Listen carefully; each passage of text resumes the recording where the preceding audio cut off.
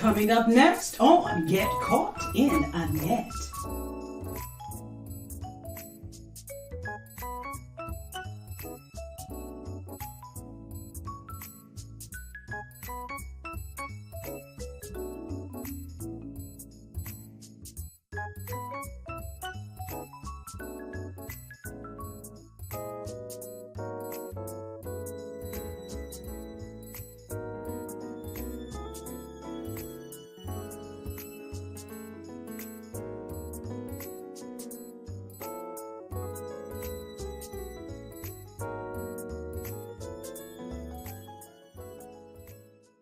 You are now tuned in to Mind, Body, and Soul with Annette, where your host, Annette Harris, analyze intriguing life questions and concerns, such as, do Christians suffer from mental illness? Have you wondered why they act abnormal? Or you may ask, what is really going on in their minds? Do you need Annette?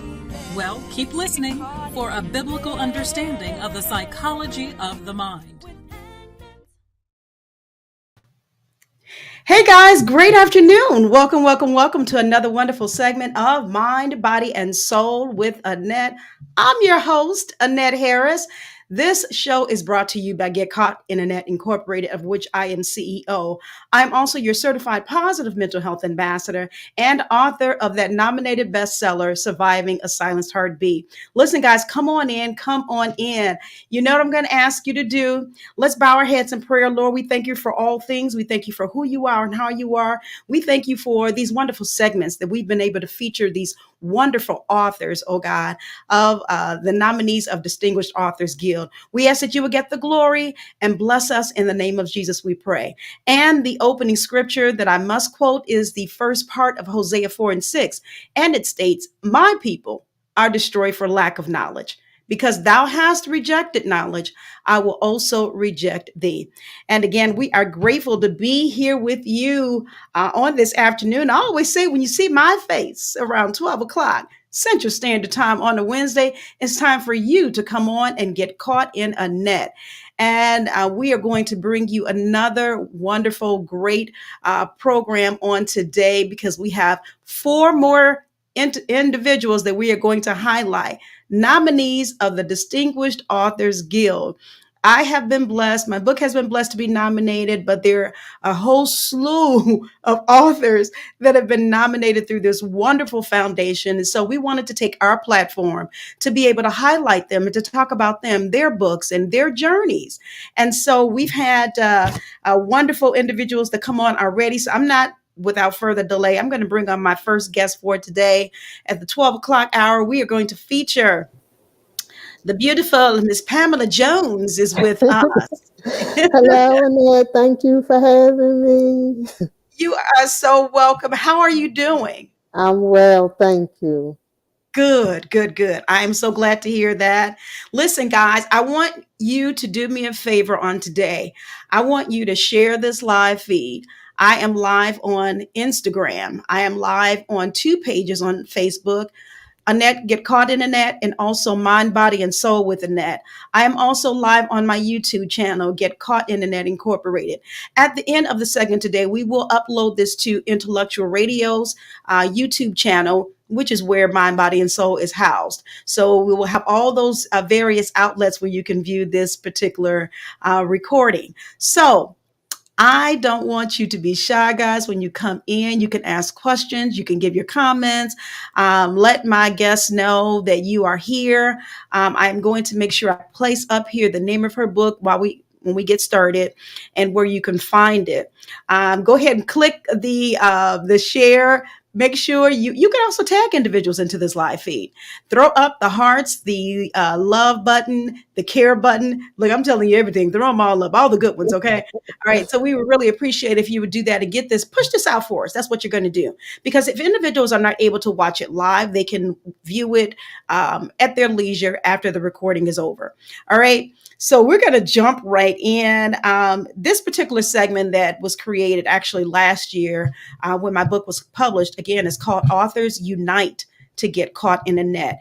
And I have met so many authors, and we're focusing on those who are the new authors, the authors that are have been established already, and we're talking to them about the drastic differences that they have made in the lives of their readers and those who will pick up their book, and then also to talk about their own personal journey. So that is the preface of Authors Unite to Get Caught in the Net. So Pamela, do me a favor. I have a little bit of bio, and it was on the back of your book.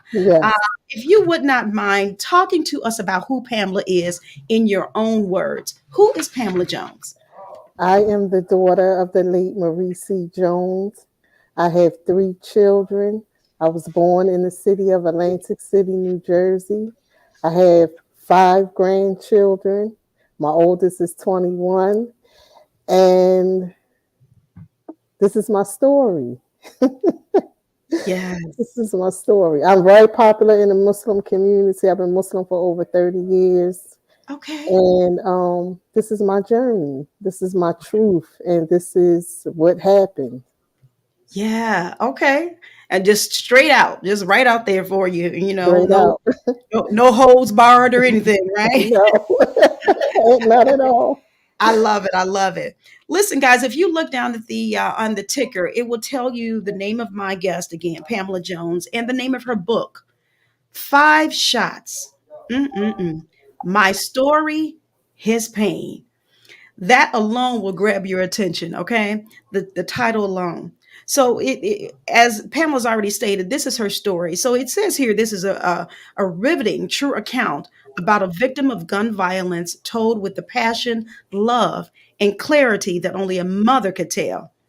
At 17, Pamela's son, is it Stephen or Stephen? Can you Stephanie. Stephen, okay, Yes.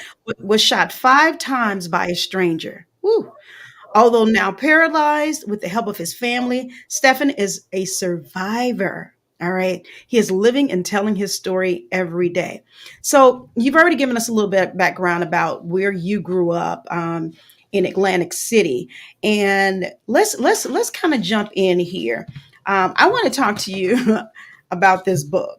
Mm-hmm. So, and I'm doing a little bit different than I've done with my other interviewees, but let's I can understand why you probably penned the book, but what was the motivating factor there? Because, unfortunately, Pamela, you know as well as I that we experience situations like this on a daily basis, Yes. uh, but everybody doesn't write a book about it.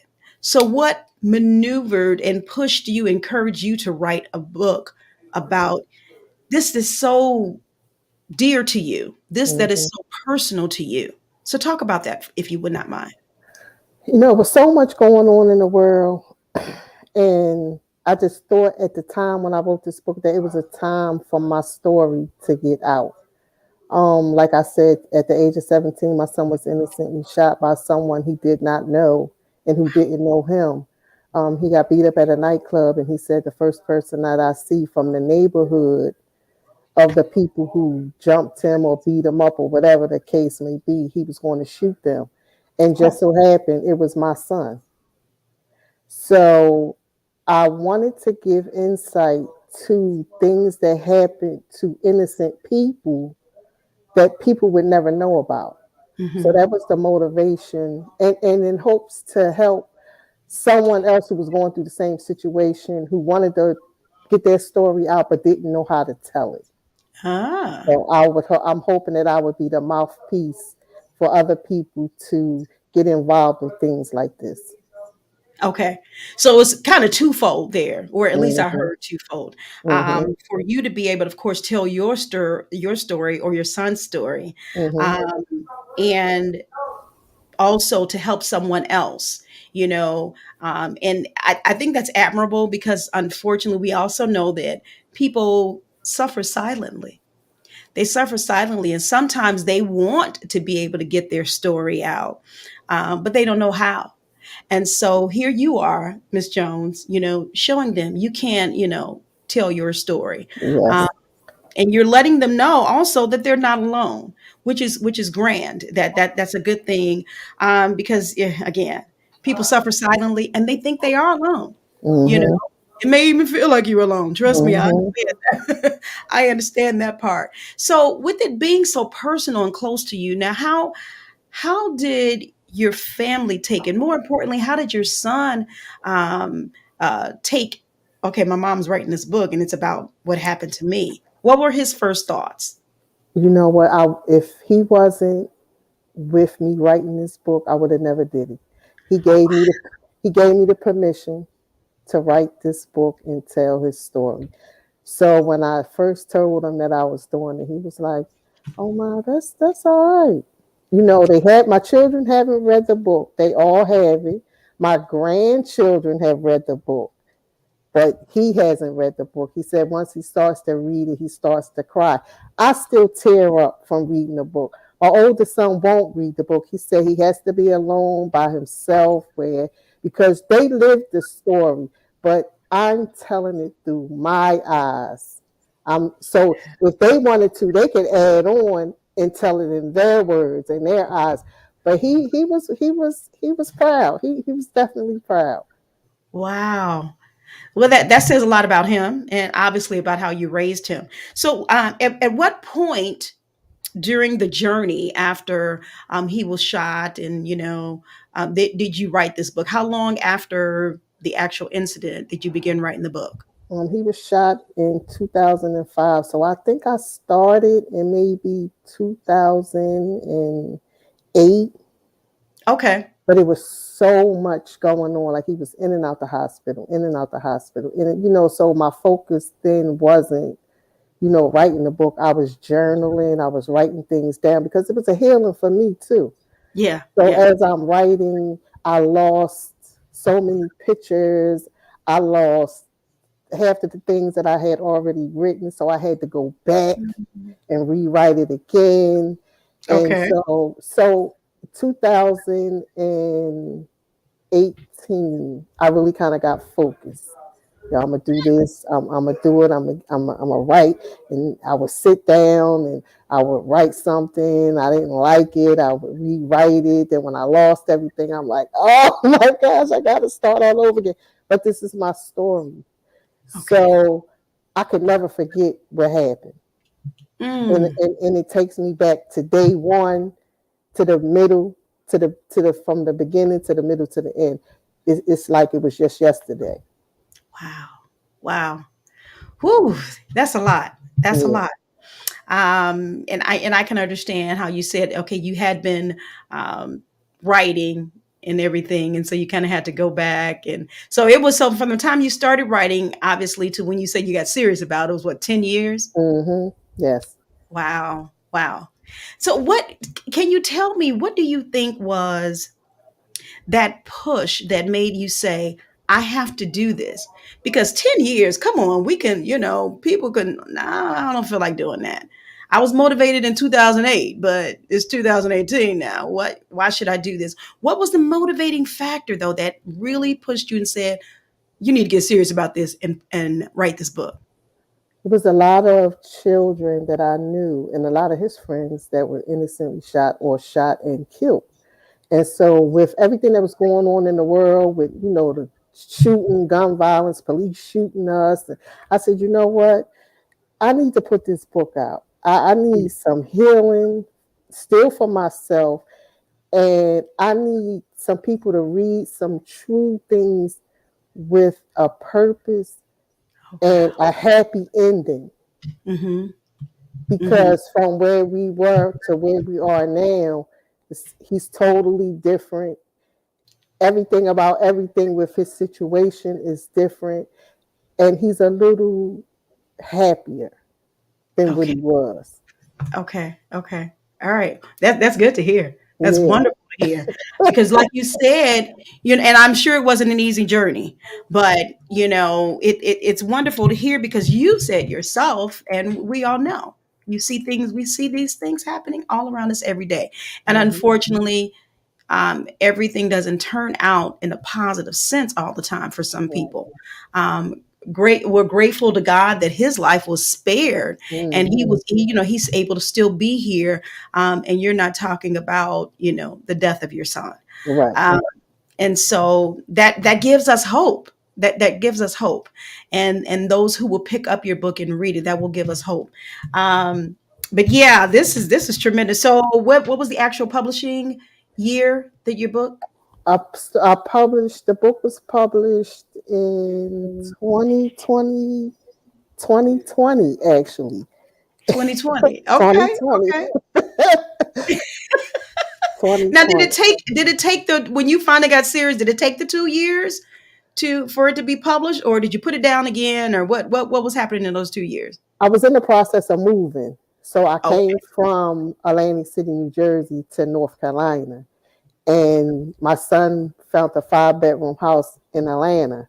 So at that time we was both, in between moving, and I'm trying to help him get situated, get myself situated. So that's where the little 2 year came into. But it took like maybe a year because I had a 6 month deadline. And Mm, no matter what I did, I was determined on getting this deadline met. So I would go out of town. I would come back. Listen, I can't do it. I gotta sit down. I gotta concentrate on this book. And I'm writing and I'm typing and I'm up all night. I'm sleeping in the daytime. I jump up because I had a thought. I'm going to the computer. So, but I was determined to get this deadline completed in that 6 months, and I did. beautiful. Well, hey, we have to set deadlines for ourselves. I promise you. I mean, because we have so many things that we're dealing with, whether it's work or life itself, So I'm glad you set a deadline and stuck to it and was Mm-hmm. able to get it out. How did it feel when you finally got your baby in your hands, your book I'm talking about? How did that Oh. My first book signing was in Jacksonville, Florida, feel? where Okay. my publicist was at. Oh, And so I went there, and I didn't have my books in my hand until maybe an hour before it started. And I opened up the book, and I opened up the box, and I was just like, oh my gosh, this is my book. I was so just excited. But I'm the type of person, I try to be as humble as possible, so a lot of the excitement was inside of me. And then when people started coming up to me, they started, purchasing my book, and it was just a feeling that I yeah. had never felt before. It was a feeling of being humble. Okay. And this was talking about you open up a baby talking about your baby. Right, right. And so that's interesting. So you said about an hour before your actual book signing was when you first um, opened up your book. That Yes. I'm sure that was a feeling that you really can't even describe. I can just about imagine. Yeah. Okay. My insides was like trembling. And I just looked and I had like video of it and everything. And I just was looking at the box, and I took the book out, because it's the difference when you see it on the screen or whatever, to having it Yep. in your hand. And so I'm like, wow, wow, like I did it. Like I'm so thankful and blessed that, God allowed me to do it. And then my son gave me permission. So it's Right. like, I'm just looking at it in awe. Yeah, I can imagine. I can imagine. Well, I'm so glad that you were able to have that experience, and because it's a good thing. I think I was looking at what was it on might have been on Instagram. Well, we all know by now that Jada Pinkett Smith wrote her book, and then she had on Instagram where she was. I don't know. You may have seen it or not. Where she opened up her box of books when it finally came, and she was just, it was just like that shock feeling or Yeah, whatever. You know. it takes your breath away for a minute, because you like, oh my goodness, like it's finally here. I can see it. I can have it in my hand. I can touch it. I can feel it. Yeah, it's Yes. one of them moments. Beautiful, beautiful. This is wonderful. Okay, so let's talk about. Wait, I meant to ask you this. Is this your very first book? My very first book.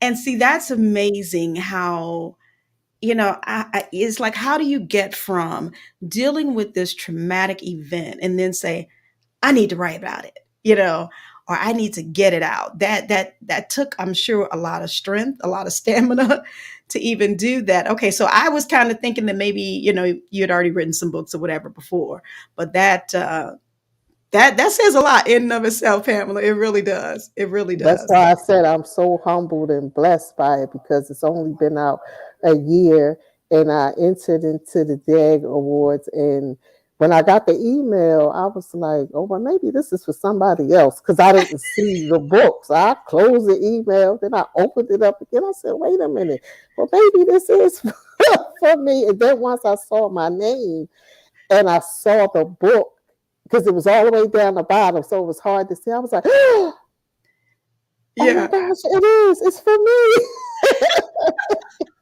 Yeah, so just to be out for a year and to get recognized, yeah, Yes. it's humbling. It's Yeah, humbling. it really is.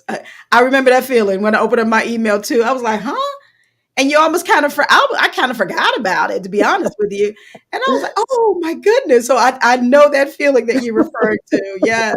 But it was such a pleasant surprise because of this foundation, Distinguished Authors Guild. I think they just do they're just phenomenal, because they're always reaching out and giving back and paying it forward. Gina, I just love me some Gina. I'll brag on Gina all day long, but Hmm. it's just wonderful to be associated, affiliated, and of course to have the nomination. So now that we understand what your reaction was when you found out that you were nominated, that's a good thing. Now, tell me some of the other things that has happened since your book has been published, aside from the nomination. I have sold my book from Atlantic City to Canada.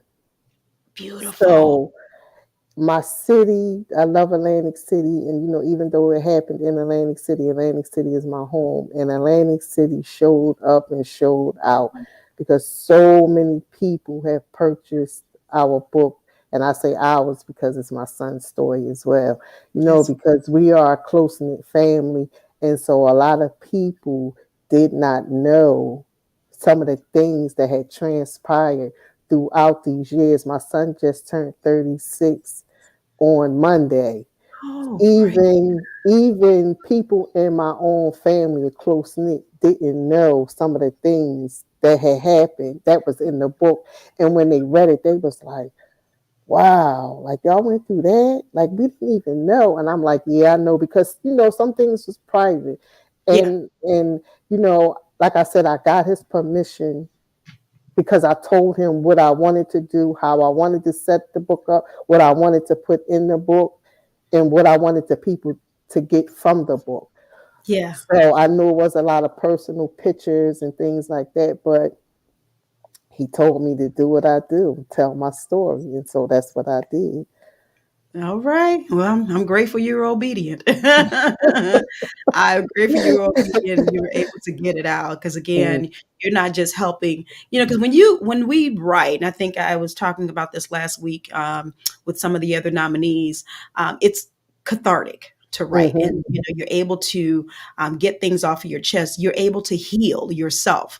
But then, as we already stated earlier, in addition, what you're doing is helping someone else. So this is tremendous. Let me recognize a few of you that are on here. I do appreciate you guys coming in and listening.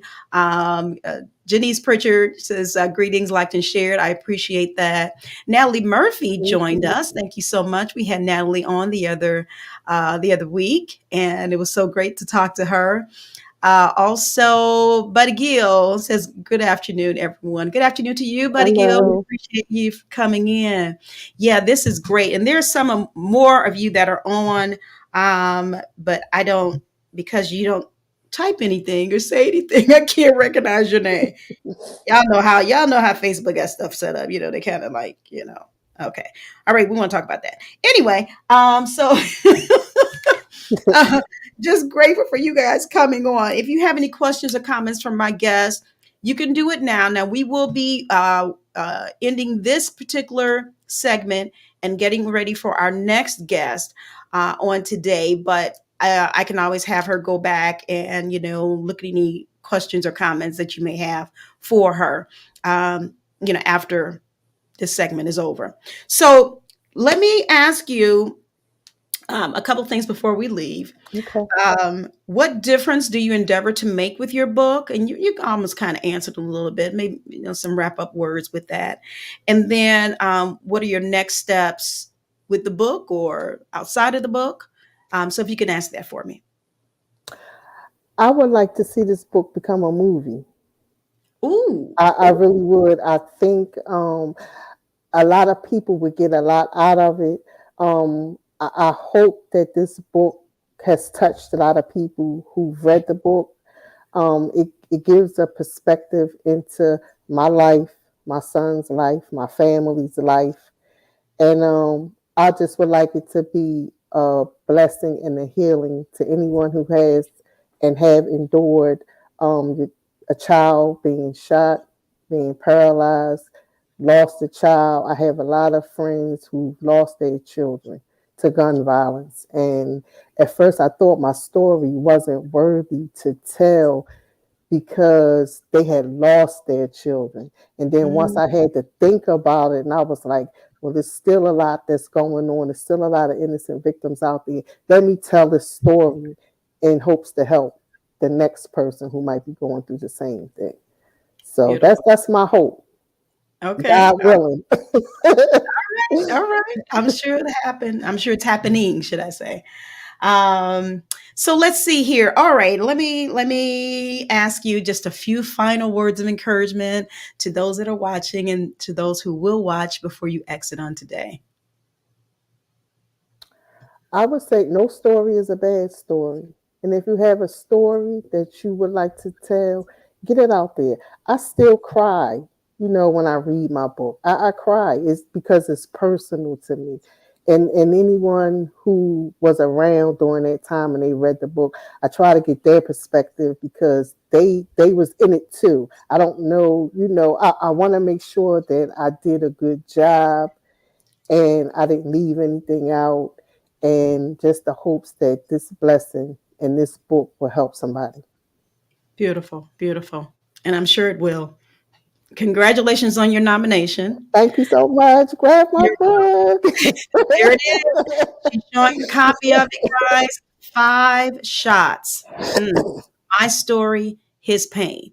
And as you can see, it's available on Amazon, Ingram Sparks, or you can contact Ms. Jones directly. And you are on all social media outlets or Yes, I'm on TikTok, I'm on Instagram, I'm on Facebook. as Pamela Jones. Wafia Muhammad on Facebook. Don't underscore judge underscore outerwear on Instagram, and Pam Jones on TikTok. Okay, I'm going to need you to do me a favor. If you're able to, once you exit off of here today, can you please put those handles, those social Sure. media handles, on the comment section of this particular feed? Okay. And then that way they'll know how to contact you directly if they, don't go to Amazon or don't go to Ingram Sparks to get their copy of the book. So we want them to be able to make sure that they have no excuse and are able to contact you. So if And you I would do that, autograph all of the books that I send out.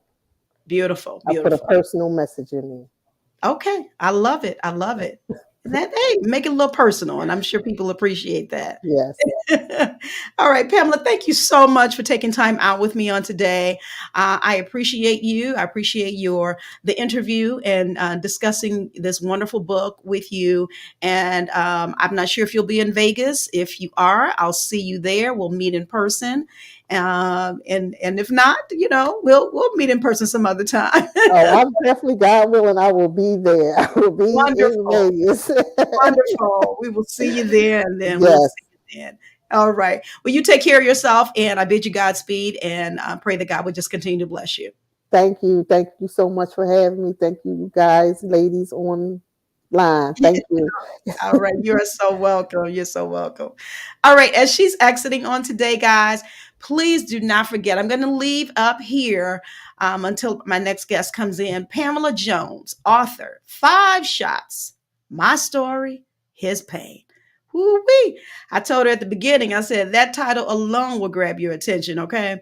And so if you're interested, please make sure you go to Amazon, Ingram Sparks, or contact her directly. And I did ask her, and she's going to, when she gets a chance, she's going to type in her social media handles so that you can contact her directly. She's on Instagram, TikTok, Facebook. And I want her to make sure she puts those exact handles in there. That way you can contact her directly. Guys, isn't this like tremendous? I am loving this. I'm loving being able again to network and meet these authors. Oh my goodness. And it's just so amazing. Yeah, I think I mentioned this, was it last week, maybe with Natalie? It's almost like when you purchase a vehicle, say you purchase, I don't know, I'm just throwing something out there, Mercedes Benz, whatever particular kind of Mercedes Benz. And as soon as you purchase it, you'll see all those that same particular car on the street, the same one that you just purchased. You'll start seeing it, and it's like I'm saying that I'm liking it into. Once you become an author, I became an author last year, thank God. And so I have been blessed. I mean, tremendously blessed to be able to network and meet so many authors. And I'm grateful for that. You're in a different arena at that point, and so you're able to meet new people. And so this is what we need. I promise you, this is what we need. I always say, and my publisher even said it, I've heard other authors say it, everyone has a book in them. Everyone has a book in them. Whether you write it, that's on you. If you don't write it, that's on you. I don't know if my producer, Earl Winfrey, is watching. I've been telling Earl Winfrey that he needs to write his book. He has so many, I promise you, so many different experiences in life that he he needs to tell everybody about. Earl has met celebrities, sports stars, and not only that, he has stories about each of them. And I tell him he needs to write. So if that is you, you have been thinking for a while, I need to write, or I need to get this out on paper, pen and paper, put it in black and white, then that means you need to do it. Okay. I know it's not always an easy process. Sometimes you may not know exactly what to write about, but I say pray about it. Let God lead you. Because I always say, guys, your journey is not for you alone. It's also for someone else to help them, to bring them out. And that's what I'm seeing is the common theme with the authors that I have met. Their journey. Sometimes they talk about their journey. Maybe maybe it's a bio. I had Greg Thomas on last week, and his book is No Doubting Thomas. So he used his last name in the cover title of that book, No Doubting Thomas. And he's that particular book talks about his own journey in life as a professional college player, I believe it is, NFL. Well, anyway, he was a great quarterback, Arkansas. And so, again, his journey, I just brought that up to say that he wanted to share about his journey.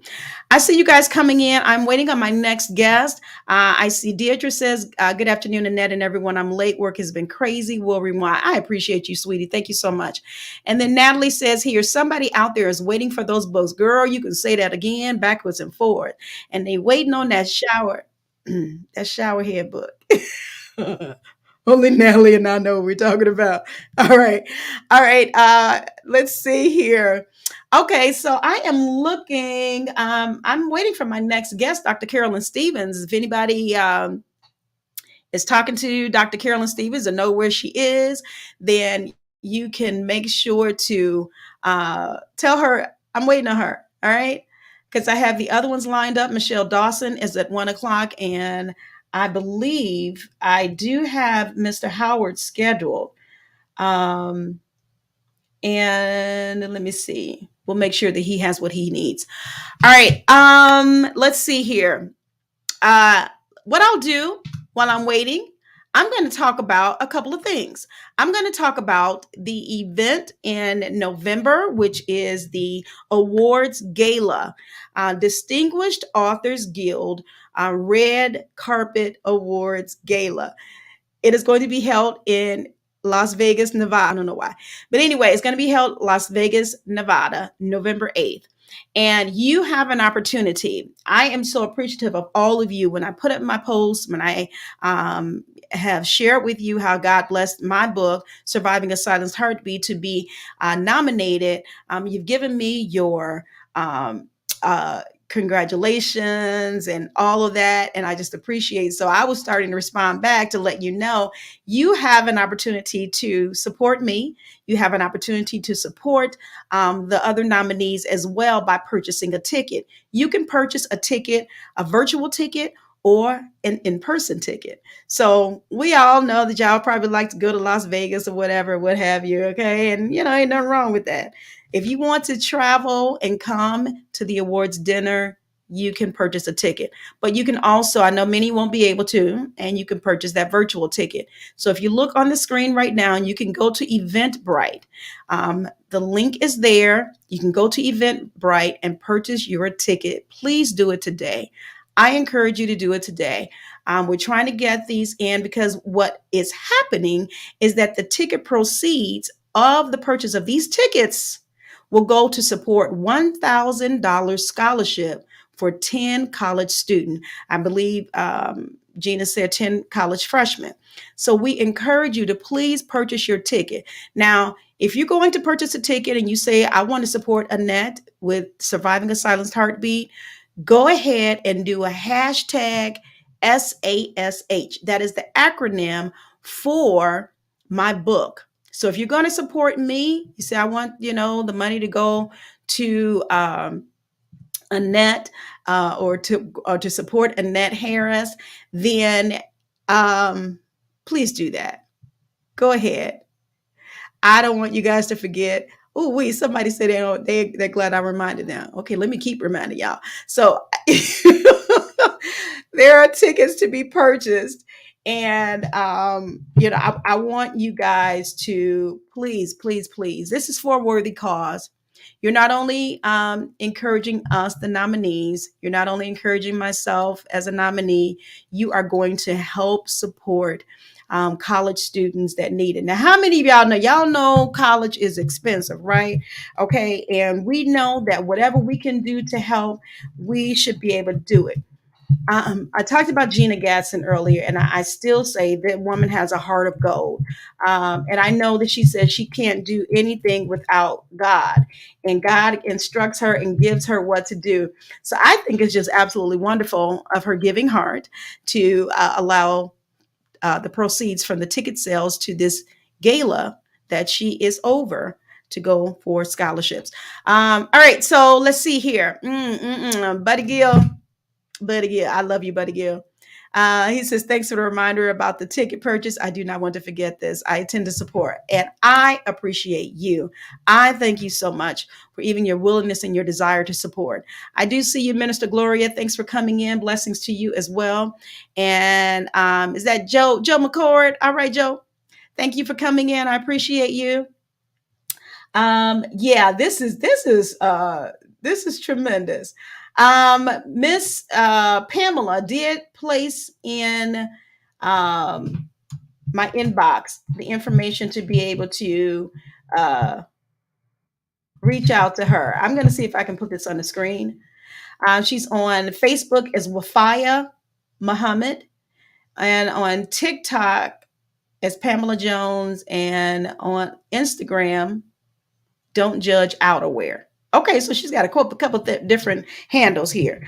All right, so guys, make sure you reach out to her. You can look at the bottom of the screen, the comments rather, and you will be able to contact her directly. Again, if you're looking for her book, 5 Shots, My Story, His Pain. That was my first guest on today. So what I'm going to do, guys, is to see if you guys, did you get a chance to watch any of the other previous shows that we did? Again, we started out October 6th with Gina Gatson.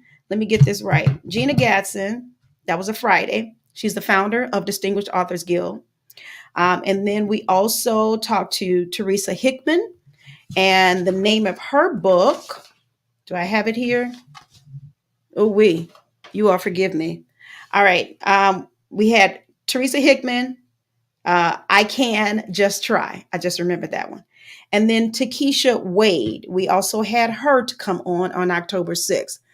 We also, the other show that we had was on October 11th, and we featured Michael Bailey, and then Natalie Murphy and Greg Thomas.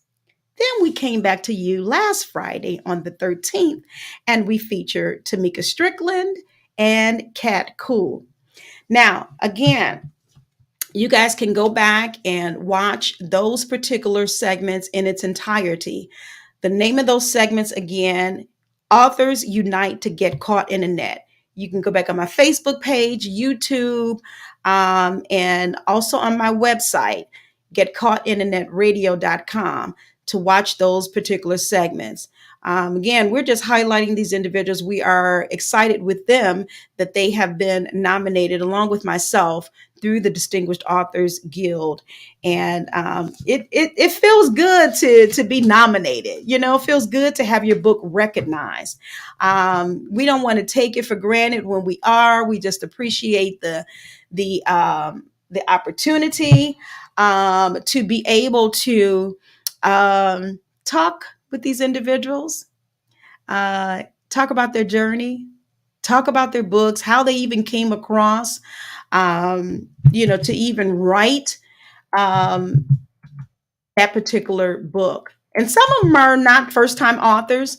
They have written a number of books before, but a particular their particular book that they were nominated for is what we've been highlighting.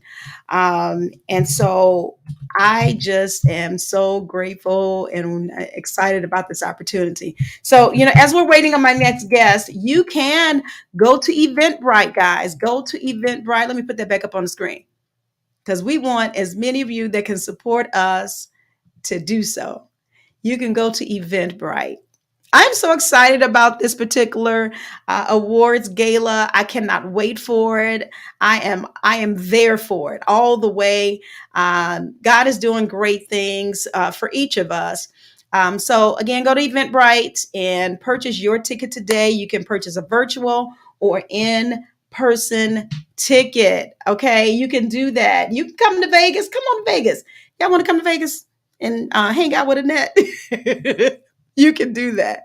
I've actually had some individuals who live in Vegas or who frequents Vegas a lot say that they're going to see if they can get there. But yeah, this is going to be tremendous. Again, if you're supporting me directly, um, please make sure when you go to Eventbrite, you use the code SASH. SASH. And that is actually the acronym for my book, Surviving a Silenced Heartbeat. So let me do this while we're waiting. I am just going to play a little video that talks about Annette and Surviving a Silenced Heartbeat being a nominee. Take a listen. This is Annette Harris. I am pleased to announce that Surviving a Silenced Heartbeat has been nominated for the 2023 Literary Award through the Distinguished Authors Guild. I am personally inviting you to come, virtually or in person, and celebrate with myself and the other nominees. This exciting award ceremony will be held in Las Vegas, Nevada, November 8th, 2023. Please visit Eventbrite by clicking on the provided link and use my code SASH to support me. Congratulations to all the nominees.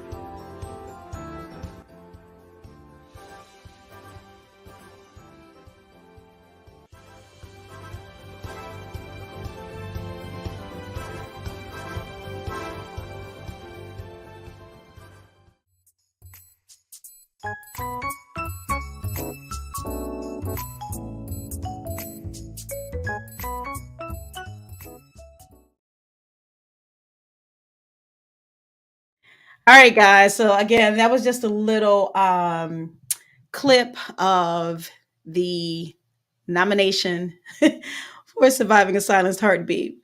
Um, Many of you know that God has blessed, as an extension of my book.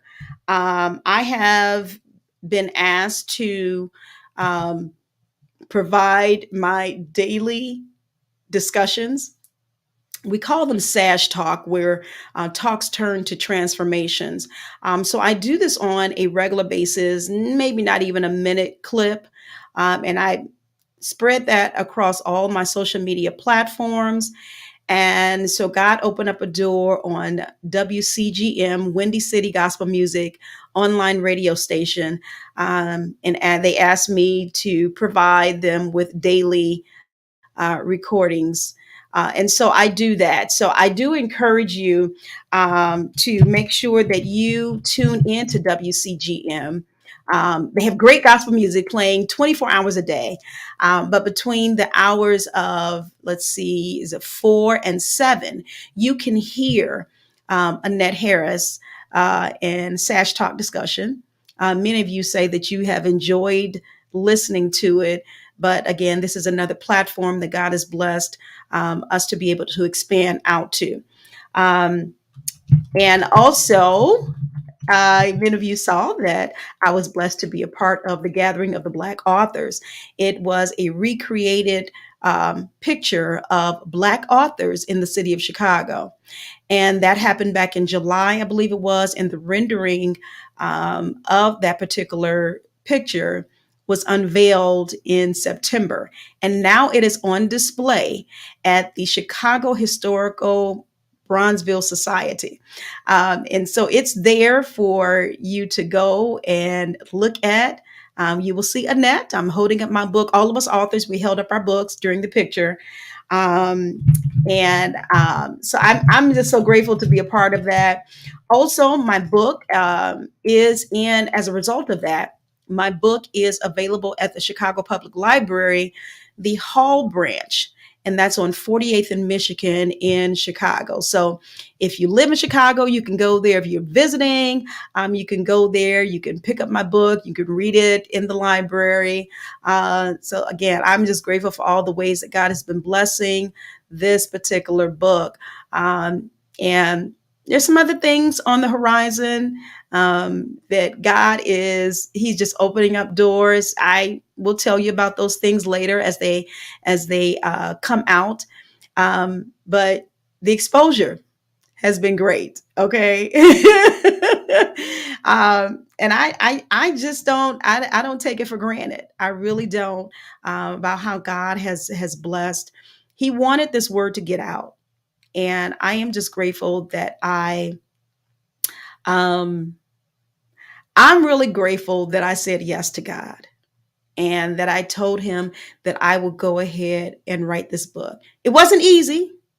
I had my moments. Many of you know, I've told my story time and time again, about how, it was rough. It was rough writing this. It was rough, excuse me, reliving it. Um, but I'm grateful again that I was able to pen it. And it's going all over the world now, all over the country. And I can't, I don't take any of that for granted. It's not me, it's God.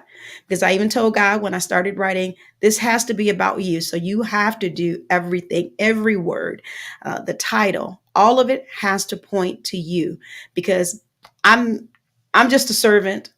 I'm just a vessel. Everything I do has to point to God. And that's what my life is all about. That's what my life should reflect, and that is my intention of my life to reflect it. So I'm grateful. Did you guys get a chance to see? Back in September, I was blessed to be able to go and celebrate my birthday in style. You've seen my promo. It was a dream come true, guys. I was blessed to be a guest, an audience member guest, should I say, on the Sherry Shepherd Show. Let me tell y'all a little bit about how I was able to be on TV for my 30 seconds of fame. All right. So when you reach out to try and get tickets, and I do encourage you, if there is a particular talk show or that you are interested in being a guest of the audience, do it, live life. And so that's what Annette did. I reached out to the Sherry Shepherd Show and I asked for tickets. And so they responded back a while later. And probably, I think I almost forgot that I had sent the request. And so I did not remember rather, that I asked for tickets around my birthday. So you all know my birthday is September 27th. And so I had planned to do some other things. And then when I got the email and said, we have your request for tickets. And I'm like, oh my God, I'm going to go to New York for my birthday then. And so we switched it around, went to New York. I asked my sisters, both of my blood sisters, to come with me, and they did. So we had a ball at the show. Well, as soon as I got to the studio where the show is being taped and going live from, they asked me if I wanted to play a game with Sherry on the air. And of course, I said yes. And so God blessed everything. And I love the Sherry Shepherd Show. You may or may not like it, but I do. And so I watch it quite frequently. And so one of the questions that they asked me was something from a previous show. Now, some of you have said, you didn't really know what that answer was, did you? Oh, no. Yes, I did. I knew the answer. I knew the answer because I prayed and said, Lord, don't let me forget what this answer is. Yeah, I did. I prayed. I prayed because I wanted to win. And everything just worked out. Of course, if you don't get the answer right, they will give you a Sherry Shepherd t-shirt. I'm not, it's not like I didn't want the t-shirt. That's fine and dandy, but I wanted that gift for winning. So I was blessed to be able to get the correct answer and to win. In addition, I was blessed to be able to meet Sherry Shepherd. When I tell you she's a jewel, when I tell you she's sweet, she's down to earth, that is not, she doesn't put on airs. And you can appreciate that about individuals. And so I was able to talk to her one on one. I was able to take pictures with her. My sisters and I were able to take pictures with her as well and talk with her and her staff. Her staff is top notch. Okay. They will make you feel comfortable, make you feel at home, and you just had a wonderful time.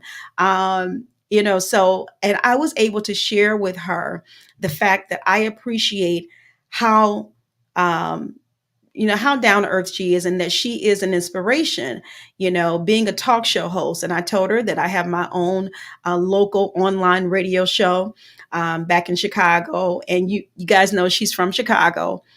So she knows the area and all of that. And so we were able to chit chat and talk, and it just felt really good, really, really comfortable. So I, again, am just grateful for that time and opportunity that I had to go on, play the game, be featured, my 30 seconds of fame, and to be able to just share it. Like I said, it was such a great birthday. It was a dream come true. Everything, I prayed about everything. And you guys should know me by now. I pray about everything. And I asked everything that I asked God for and asked him to do during that trip, he did. So yeah, this is so great. This is so great. My next guest should be coming in soon. And I'm waiting for her. We were supposed to feature Dr. Carolyn Stevens. I'm not sure what happened. She was supposed to be my 12:30 guest. And I am looking forward to my next guest then, which will be Michelle Dawson. Michelle Dawson will be my next guest coming on, and she's a sweetheart. I've gotten to know her since we have come together through DAG, through Distinguished Authors Guild.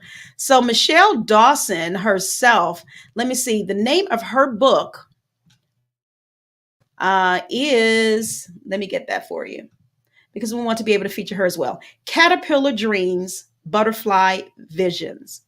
And Caterpillar Dreams 2 Butterfly Visions. And so she's going to be my next guest, guys. And I don't want you to miss out on talking with her, seeing her, interacting with her as well. So Yeah, this is great. This is great. This is great. So she just told me she's going to be logging on in a few minutes. Do you guys have any questions or comments? Come on, I see some of you are on here. Talk with me on today. I don't want to do all the talking. Let's see. Is that Larry Jones? Wow, Larry Jones. Thanks for coming on. I appreciate you. That brother, I'm telling you, he is a busy man. And so I feel privileged. I had to put my eyes on guys so I can see who else is on here. Um, he's a busy man. Stocks, trading. Uh, y'all look up Larry Jones. Give him a little shout out. Uh, the Jones family, we've been knowing them for probably over 40 years now, and just grateful for the things that God has been blessing them with, and blessing them to do. So, yeah, this is great stuff. Great stuff. What you guys been up to? Guess what? The holiday season is coming up. I promise you, I love Thanksgiving. That is one of my favorite, absolute favorite holidays. And I know we're in October, but next month is November, and that starts off the holiday season. I love the holiday season. I do. I think I like Thanksgiving more than Christmas. And I don't know my reason, probably because of coming along, growing up. Um, I loved being around my family around Thanksgiving time. And those are the things that I remember. Those are the things that I recall. And we had such a great time being with family. I'm a family girl. I love my aunts, my uncles, my cousins. You know, I just love my family. And many of you see this a lot of times when I'm on Facebook and I'm responding or giving them birthday greetings or birthday shout outs. I love my family. Annette loves her family. She does through and through. And so I love it when I'm able to be able to come and celebrate the holidays with them. Um, so you guys have big plans for the holiday? Let me know if you do. You traveling? Are you staying home? Um, I think with this year, I think more and more people have been doing um, the things that they have done before COVID, which is the traveling and the going out and connecting with family. We've been doing that more and more now. Um, Although we need to still be careful, because they say COVID is still around and that it has not gone anywhere. It has not taken a vacation. So you guys be careful when you're out with your family. But make sure you celebrate. Make sure you celebrate. Oh, in addition, while I'm waiting as well, October 28th, Distinguished Authors Guild is going to have a virtual book fair. And let me see, Gina Gatson, let's see here. I want to get back to her actual announcement of that. I'm going to make sure that I also place an announcement on my page so that you guys can come and support all the nominees on October 28th. So that will be okay. So a virtual book fair. The date is Saturday, October 28th from 2 to 4 p.m. Central Standard Time. It's going to be held via Facebook Live, and the participants who come on, the authors who come on, they're going to be able to feature their book. So you know how you go to the different book fairs or you set up a booth at a book fair? It's going to be like that, but it'll be virtual. And so if you are desiring to purchase a book, whether it's my book or any of the other authors or all of our books, you can do so on that particular day. It's just another way for us to be able to highlight the authors and to be able to get and push their books out. So make sure you put that in your calendar. Saturday, October 28th from 2 to 4 p.m. Central Standard Time.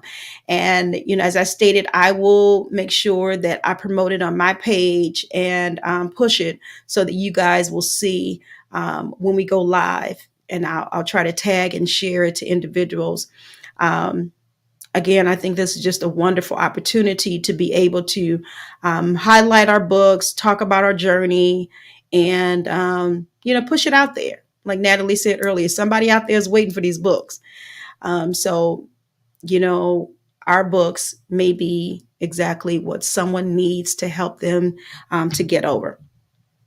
So, yeah, this is great stuff. I want to go ahead and I am going to play the promo again for this particular segment. Okay, while we are waiting. So let me just play the promo again for you. Coming up next on Get Caught in a Net.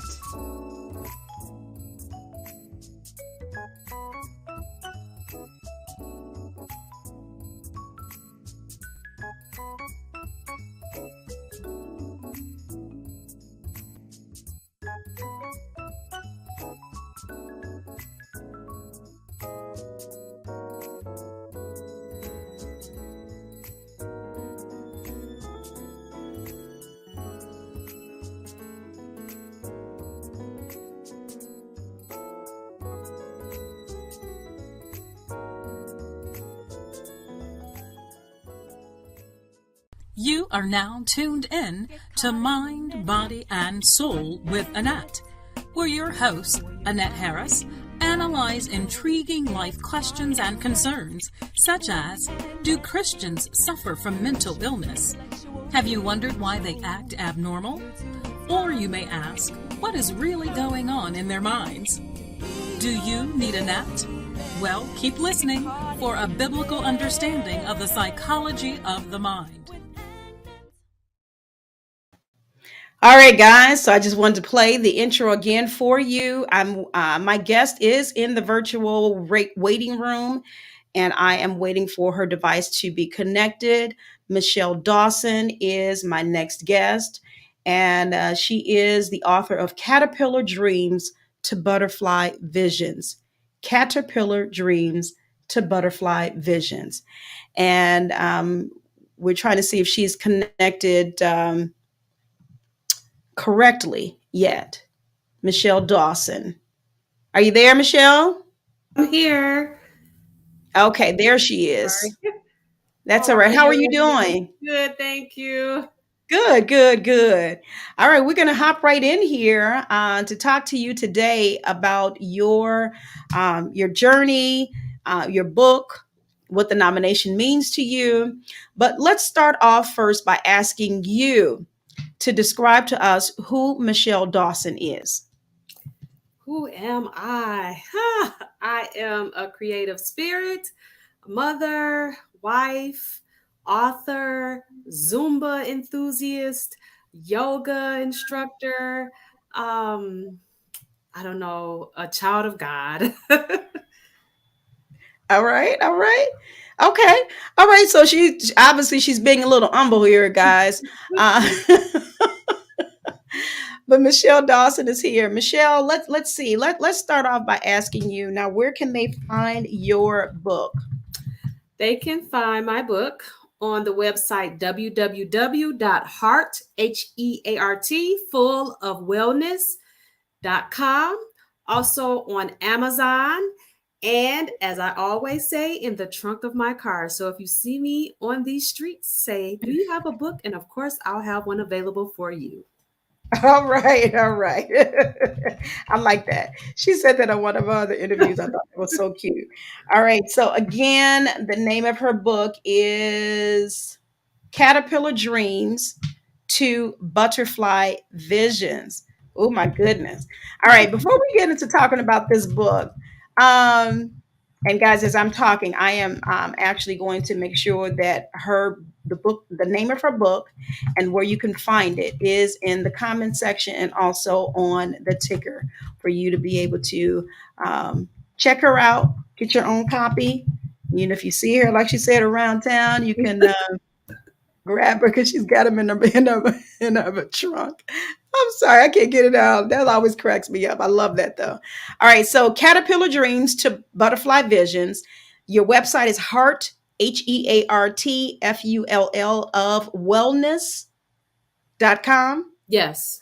Okay. And you can also find it on Amazon as well.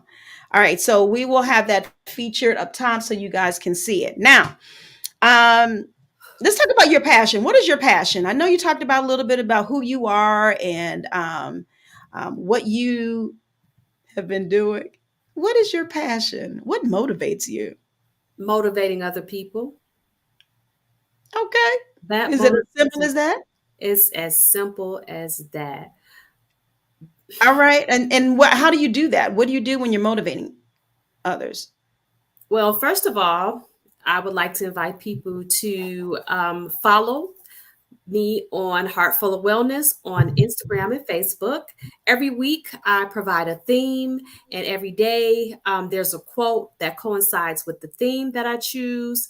I just enjoy helping others. If I see that they have a vision or a goal that they would like to complete, I am their accountability partner. Like, hey, where are you? What type of help or assistance or support do you need?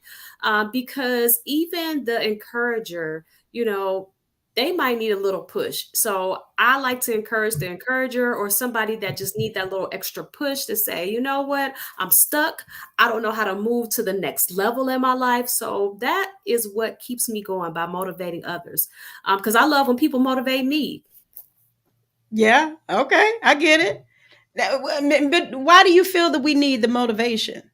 Because life is life, and okay. Um, some of us are working full time. We're caregivers for maybe our aging parents. We have to assist. Not only, you may think like, okay, my child is 18, they're grown, but the parenting never stops.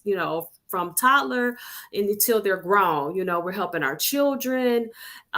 We might be volunteering in different organizations, and sometimes we just feel overwhelmed, and we need somebody to say, you know what, pause for a minute, take a break. What do you need? How can I assist you? And I found sometimes that I become overwhelmed, and I need, those true friends or individuals that say, what do you need? How can I help you? So I would like to be that light in other people's lives to help them shine. Okay. All right. Yeah. And we all are facing a lot Mhm. of things, sometimes all at once, Mhm. sometimes one right behind the other. Yeah. My late pastor used to say, every time you turn around, he said, people say every time you turn around, something is happening. He said, you really don't have Mhm. to turn around because things are happening. It's right in your face, like bam, like Exactly, exactly. And to get that encouragement for someone else who sometimes can understand what you're dealing with, or they just want to, maybe they haven't been through it, but they just want to encourage you to keep you, going. Yeah, and I love it. I love to be able to help others. That is my desire as well. So when we're kind of connected in that sense, you don't want to see people fall. You don't want to see them I fail. watch your videos on Instagram, and they are very encouraging and enlightening. So I Oh, thank you. enjoy it. Thank you. Thank you. I appreciate that. Thank you so much. Yeah, this is great stuff. We have to we really have to kind of get out of our own comfort zone and kind of motivate, encourage someone else. And like you said, I want to be encouraged as well. So that's good stuff. Um, Again, guys, look at the ticker. You will see her name, Michelle Dawson. She's the author of Caterpillar Dreams to Butterfly Visions. And you can go to her website, heartfulofwellness.com, Amazon, or you can catch her by and tell her to get it out of her trunk. Okay. All right. All right. Great. Thanks for talking about your passion and what's important to you. Um, so when you're writing, let's talk about this book. Number one, how do we come to this particular title? Good question. Because it represents the phases of a butterfly. You start off as a small seed, tiny, tiny seed, and that's what we must have in order to conquer our dreams or visions. We have to have that mustard seed faith. Then we become the caterpillar, and that means that we're crawling on the ground. And sometimes before we can even walk or run, we have to crawl. And then at times we're in that dark space. We're in a cocoon and we can't see the light. But then once we do evolve during that process, where we're in, the cocoon, then we emerge and our wings spread and we fly. So that's how I came up with the title. And plus, I absolutely love butterflies. I have on a butterfly now. I have a butterfly on my wrist. I have a butterfly tattoo. So, and it just represents change. And sometimes, going through that change is a struggle, but when it's over, it blossoms into something beautiful. Oh, I like that. Yeah. I really, really like that. I don't know if Beatrice is still on. Beatrice is a butterfly lover. Okay. So I, one of my good friends. So yeah, I can understand, that aspect of it, and you broke it down so beautifully, Thank and how we can, sometimes crawl before we walk and everything, but at the end of the day, we wanted to blossom and be this beautiful butterfly. So your But it's dream. something else that I wanted to point out. Even when we go through that cycle, we can go through that cycle many times through life. You might just say, okay, now I'm the butterfly, but sometimes we can revert back to that, just that part of disbelief, like we can't do it. So it's an ongoing cycle that we can embrace that'll help us Yes. remember that, okay, I might be in a dark space right now. I feel like I'm crawling, going backwards. But in the end, if you have faith, you can overcome anything that you put your mind to. Yeah, yeah. Ooh, now y'all see how she's doing. She's trying to mold y'all thinking, and which is a good thing. That's good. We need that. We definitely need that. I was talking with the first guest earlier because sometimes we feel like we're alone in this journey. Whatever it is we go through, sometimes it can be a little bit overwhelming, and you Yes. may be, oh, I'm the only one that's going through this. Da da da da da. But when you hear how someone else has gone through a similar situation and how they came out on the other side, Mhm. that will help motivate you. And yeah, we talked about that when Pamela Jones was on earlier. Let me read some of these comments here. Tiffany says this is so true, and she said, yes, I need this every day. And she's giving you congratulations Thank on your book. you. Wonderful, wonderful. Thanks for coming in. We had Tiffany on also in our Authors Unite to Get Caught in the Net. She's not one of the DAG nominees, but she's an author and a publisher and Awesome. everything else. As she Awesome. always says, she's more than a publisher. Thank This girl, you. she does magazines and all of that. Just great. Just a wonderful woman of God. So thanks for coming in. And Natalie says she just started following me. Thank you. Thank you. Hugs. I know this is so sweet. I can't get over how exciting it is to meet and connect with all the authors. It's just a wonderful blessing, and then to hear about their own journeys and their literary journey and how they even got to this point. You know. I set my platform to be able to interview you guys, but you guys are blessing me. So Thank this is wonderful to be able to have. So let's see. Okay, so have you ever doubted yourself and your ability and what to do, whether it was writing this book or Most anything else in definitely. I life? didn't think I was gonna make it to this interview today. I was like, I don't know what I'm gonna do. I doubt it, but I kept the faith. I was like, I'm gonna make it no matter what. I pressed my way through. So yes, yes, and yes. Okay. Okay. So okay, tell me some of the things that you do to try and get beyond um those doubting moments, or those moments that seem like it's kind of hard for you to kind of get beyond. What do you do in that instance? Like I stated earlier, I like to be surrounded by positive individuals who are supportive, who they might state, hey, what do you need? Most definitely stay prayerful. Um, Remember that praying does not mean it's this magical tool, like, oh, as soon as I pray, things are going to happen. But it gives you the strength to endure because you know that you are going to be faced with obstacles. So you say, God, give me the strength to Yeah. endure whatever I may face during the day. So I definitely stay prayerful at all times. Stay in the word. I like to listen to positive people, positive podcasts. Lisa Nichols is one of my favorite individuals who keeps me motivated, as well as Anyala Van Zet. I stated in another podcast, one of my favorite authors is Maya Angelou. I watch you on Instagram. So you have to like feed yourself with positivity, and not saying that there are going to be days where you're going to be like, oh, woe is me. I'm tired. I just want to stay in the bed, because you do have to recharge. You do have those Mhm. moments where you need downtime. But when you know you need to get it going and you need to, move forward and press forward to the next level or task or vision or goal that you want to complete, you have to find the tools that will help you, be grounded. Again, I practice yoga. I enjoy Zumba. It doesn't matter if you can dance on beat or off beat, dance to your own rhythm and just have fun with it. So you got to find tools, if you need to talk to a counselor, if it comes to a point where you're just too stuck and you leaned on friends. And some people who are Christians, they may feel like, oh, I can't go to a counselor, that means that I don't trust God. No, God gave people the ability to counsel, so it's okay to find professional help if you need it. Yeah, don't she sound like a duplicate of Annette? Our hair is almost the same, it's like kind of.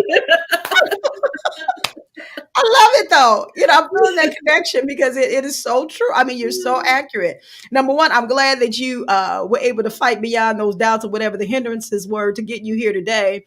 And I know we had talked in the email before. I'm so grateful you're able to be here. And your motivation. I can see why your passion is motivating other people because listening to how you talk. Thank you. And I think what you said is so key. It may sound cliche-ish, Yeah. but surrounding yourself with positive people, I promise you that's key. That Mhm. is so key because I know we can all understand. We have some people who are positive in our lives and some people who are not. Some people who are the Debbie Downers, come yeah. on, thank you. I was getting ready to say Negative Normans, yeah. Yeah. you are so right. But for whatever reason, that they've come to be like that, whether it was life experiences or their own journey wasn't as good. Maybe it got to them to that point. But again, to make sure we surround ourselves with positive people. But then you don't leave it there. You don't only say you want to surround yourself with positive people. You want to push that out. You want to be positive to others, and that's amazing, and it's good. It means you have a big heart. You're selfless, and not selfish, and so that these are the kinds of people that we need in our world, whether we realize it or not. So I'm grateful that God is using you in that aspect. And then thanks for sharing how you get beyond those moments because we all have those moments. Yes. So more about this book. All right. So we have Caterpillar Dreams to Butterfly Visions. You talked about why you came up with this title. How long did it take you to write this book? Close to 5 to 6 years. I had a really good friend, my spiritual sister. She would see me post different quotes and just sayings that I came up on my own with. And she's like, girl, you just giving this stuff away. You need to put it in a book.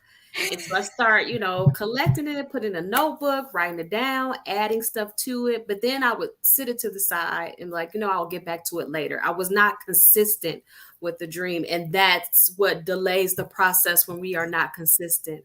So I was inconsistent Okay. and it kept stopping and starting and stopping and starting. And it wasn't until one day I said, you know what? I'm going to take at least 15 minutes a day. 15 minutes a day to work on this book. And before I knew it, it became 30 minutes and then it became an hour and then 2 hours. And I was able to connect to some people that, helped me self-publish this book. So it was definitely a journey and a process. At first, I reached out to a couple of other companies that I, thought they were going to follow up, and I got, I got a little distraught because they were like, "Oh, this is excellent material. You'll be hearing back from us." And I didn't hear anything. So then I started doubting myself, like, maybe this book is not good enough. Maybe I need to go back to the drawing board. But I pressed forward. I was able to find somebody that helped me. And I connected with somebody that helped me organize my thoughts because they were a little bit all over the place. And I was talking to another friend, and we were saying sometimes we don't want to reach out to another editor or somebody that can help us because we're an author. We don't need help writing, right? Like, I don't need help. Like, that's what I do. But no, it's okay. You need somebody to help, give you some direction at times. It doesn't make you less of an author or doesn't mean that your writing is not good enough. So I was able to connect with people that helped me, bam, finish this project. So. Did y'all see how she whipped that out like that? So funny. That was good. That was good stuff. But you know what? That you're funny. I love her spirit. I love her Thank spirit. you. So okay, so about 5 years, you said it took you to get it from writing to published. And you had those sidebars, if you will, or the obstacles that you had to jump over and face. Um, what was it that kept you going? Was it just the friend in your ear that said you need to, put this in paper, you need to get paid for this? And Or also it was during like the pandemic as well, when I was getting closer to the finish line. And I was witnessing people leave this earth at such a rapid pace. And I knew people like who lost their dad, people were losing sisters, brothers, good friends. And I'm like, you know what? I don't want to leave this earth without finishing the job that God assigned to me. Gotcha. This was the vision God assigned to you. Are you going to leave this earth without giving it and showing it to the world? So that really pushed me as well. Yeah. Okay. Hey, sometimes it's something as rough as that, if I can say it like that, to Mhm. kind of, give you a kick, give you a Yeah, kick, yeah, to try and exactly. make you finish. Now, is your book, would you consider it, is it a poem? Is it a collection of poems or I would just, say it's an inspirational workbook because there's okay. some work to do in each chapter for you. Do some work, do your homework. It's not gonna help. Like, okay, I read it. No, you have to do the work. I've even done the work myself. I had to revisit. Like, girl, like, are you paying attention to what you wrote? So Right. there's a work to do. It's a work book. Work plus book. Work. Do y'all hear how she be singing it? Yeah, she be singing when she talk. Listen. I tease my sister. That's how she talks too. She sings when she talks. But let me ask you this. So all right. So you would say it's like a workbook type thing. But when you told me that had been 5 years, right, Mm-hmm. from writing to published, you were really living out the title of your book, Yes, ma'am. Caterpillar Dreams to Butterfly Visions. And sometimes I'm gonna tell you this, Michelle, when we are determined and we are doing what God tells us to do, sometimes we don't understand time frame. We don't see the whole big picture all at once. Sometimes we don't. And then you look back, you're like, I see you, Jesus. I see exactly what you were doing. So then it kind of helps you um, to know that those things that I went through, those obstacles that I faced, was worth it. Yes. And I can kind of see that is probably uh, something that you would probably say. Would you agree with that? I definitely, yes, wholeheartedly agree. Yes. Yes. Okay. Okay. All right. Well, it has been published. It has come to fruition, and God has blessed you. So, what are some of the things that you have done thus far? You have a book signing. What are some of the things that has been done with your book thus far?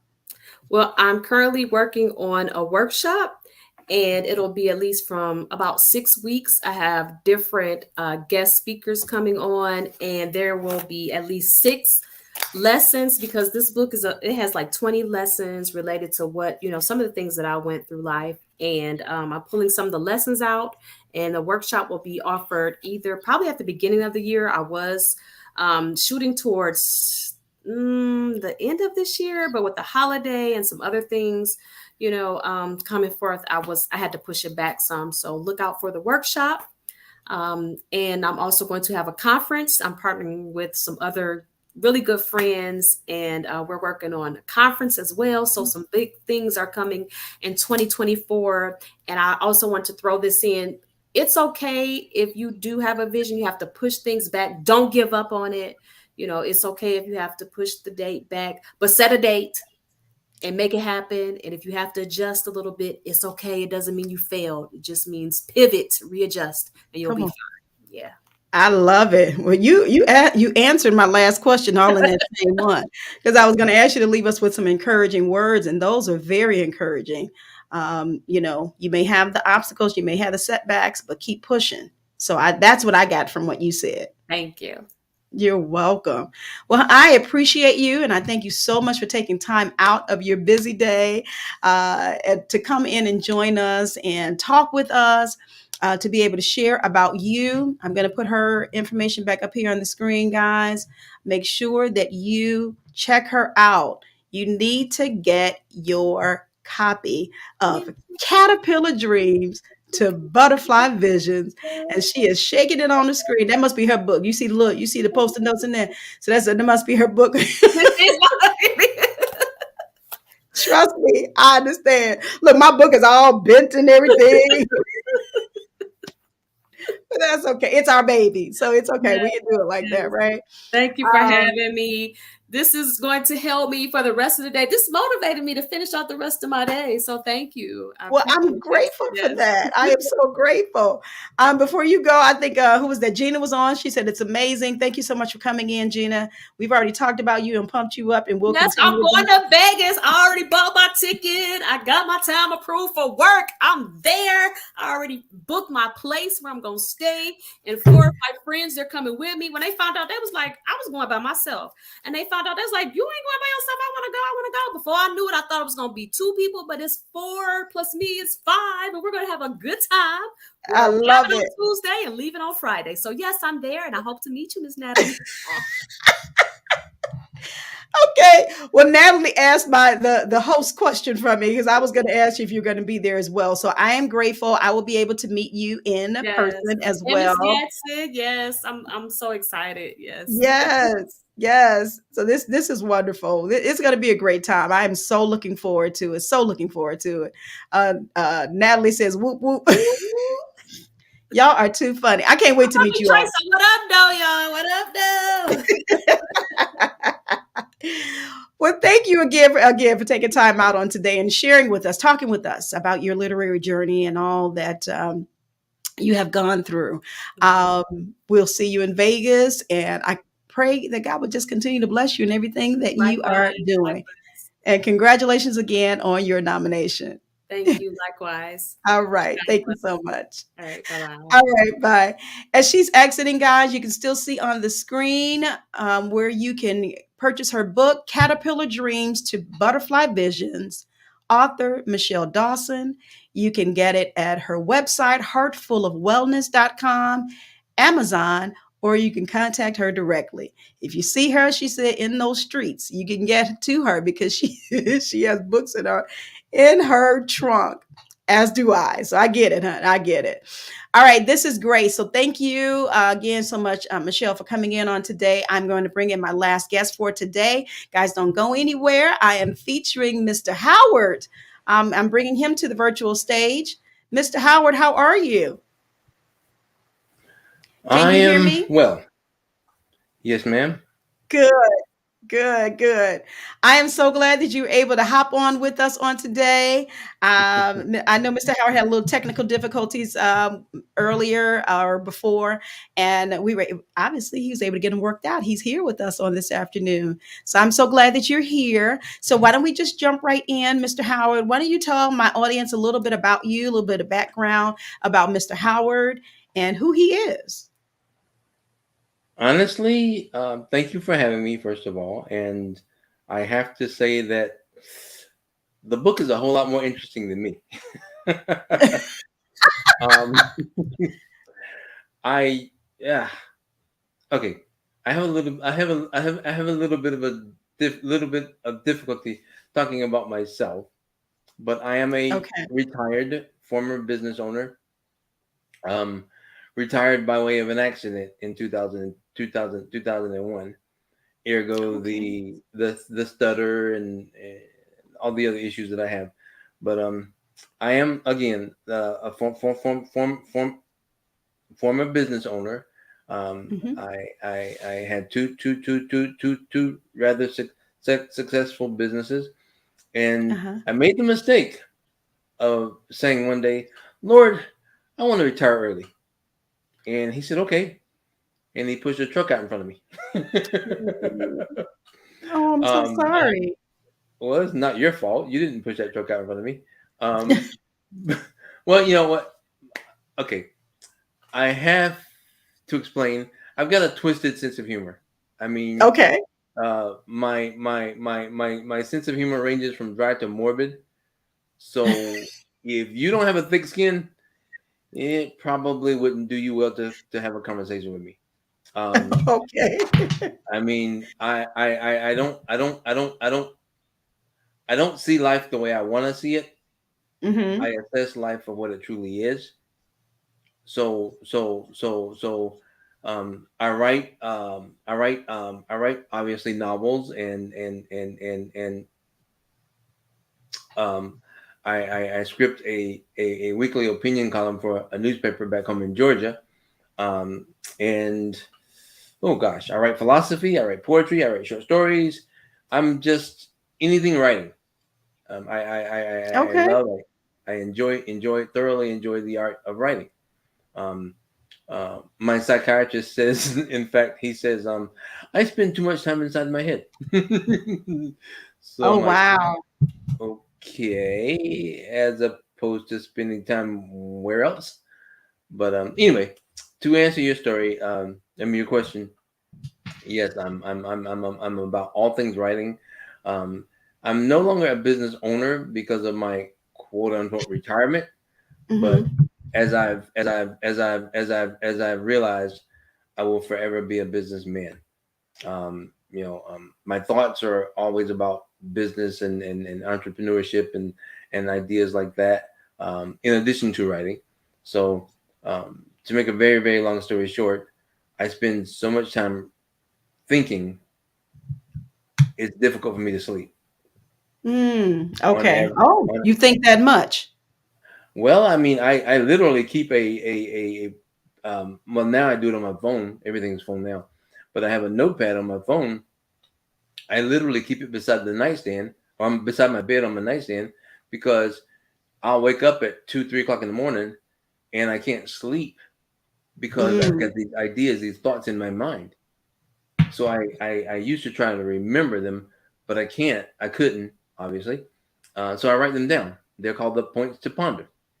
And if you go to my website, there's a blog page on my website called Points to Ponder, and those Mhm. are original philosophical quotes that come to me in the middle of the night when I can't sleep. So I spend a lot Wow. of time with me. Okay. Well, okay. I mean, nothing wrong with that. I mean, you know you, so you know how to handle you. Let me get this straight. So the name of your book is Family Ties? Well, okay, that's another long. Everything about me is a long story, but the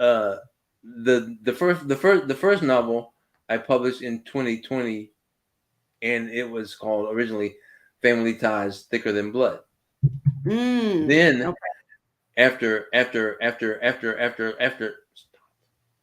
sorry, after launching the novel, I realized that I didn't know what I was doing. So I went back and actually researched how to write a novel. And Mhm. then I realized, wow, there are certain things that I didn't do or certain things that didn't make sense. And so, in order to make the first novel, and subsequently there will be a second, a follow up, will launch hopefully this December. But anyway, to make it line up, I had to go back and revise the first novel. So the current title is Revised Edition: Family Ties Thicker Than Blood. Okay. All right. And now where can they find your book? I want to get to that before we go further with our interview. Well, I mean, you all the usual the usual locations. It's on barnesandnoble.com, uh, Mhm. amazon.com, bookdepository.com, goodreads.com, and there's a relatively new platform called Draft to Digital. draft, DRAFT, the number two, digital.com.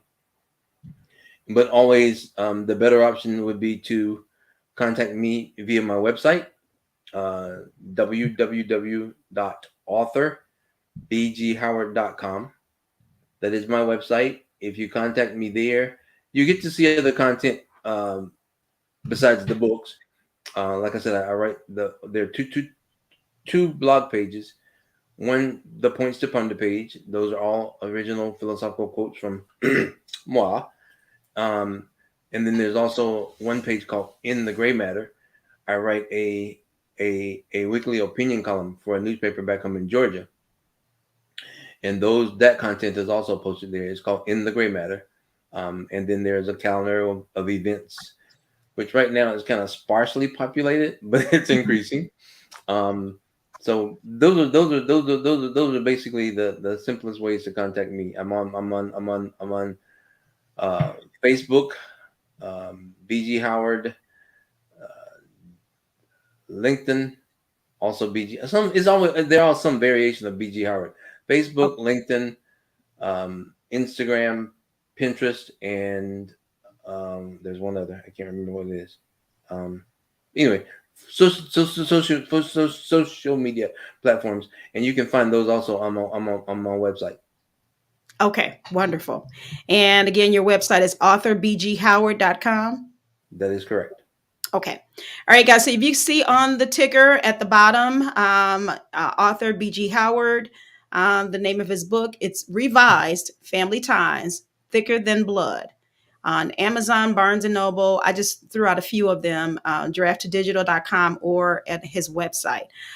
So you guys can make sure to go ahead and visit any of those avenues to be able to purchase a book from him. So your book, so obviously you've written a number of books. How did we come to, even with this revised version, to writing a book about family ties? What's the background? What's the history with this particular book? Well, okay. Let me give you the something else that I learned. It's called the backstory. um, the backstory. I assure you, I write better than I talk. That's okay.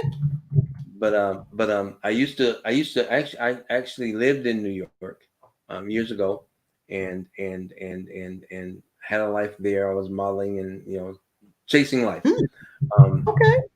and so I had a I was in New York. I had an accident, um, and I was involved in rehab, physical therapy up there. But the cost of living in New York is a whole lot more than it is in Florida. So I figured, well, it would save me some money since I wasn't actively working. Um, I had a house. I already had a house in Jacksonville. So I came back to Jacksonville to recuperate, and I was here, I think maybe 2 weeks, and had another accident. Hmm. So then I was going to physical therapy down here, due to that accident. And to make a very long story short, in a period of 14 years, I think, I had 16 accidents.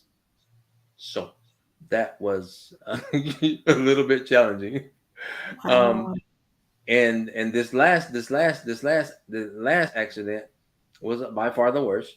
Um, as I said, I had two businesses, and I made the comment that I wanted to, and I said, "Lord, I want to retire early," and he retired me.